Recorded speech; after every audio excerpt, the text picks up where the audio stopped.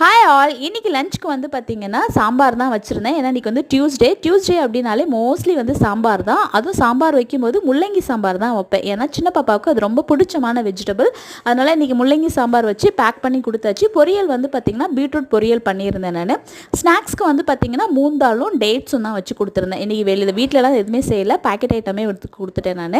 Snacks evening வந்து பார்த்திங்கன்னா biscuit தான் கொடுத்துருந்தேன். ஹஸ்பண்ட்க்கு வந்து பார்த்திங்கன்னா டேட்ஸ், பிஸ்கட்டு, கொஞ்சம் வந்து மசால் கடலை இதெல்லாம் தான் போட்டு கொடுத்துருந்தேன்.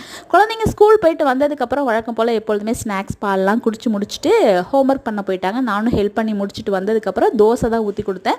இந்த தோசைக்கு வந்து பார்த்திங்கன்னா தக்காளி சட்னி வந்து ரோட்டுக்கடை ஸ்டைலெலாம் வைப்பாங்க இல்லையா, அந்த மாதிரி தான் வச்சுருந்தேன். வெங்காயம், தக்காளி, கொஞ்சமாக பூண்டு, கொஞ்சமாக புளி, காரத்துக்கு தகுந்த மாதிரி வரமிளகா, கொஞ்சமாக கொத்தமல்லி இலைகள், இதெல்லாத்தையும் நல்லா நைஸாக அரைச்சி கொஞ்சமாக கடுகு உளுந்து போட்டு தாளித்து நல்லா கொதிக்க விட்டு எடுத்து சாப்பிட்டோம்னா சூப்பராக இருக்கும். பாய்.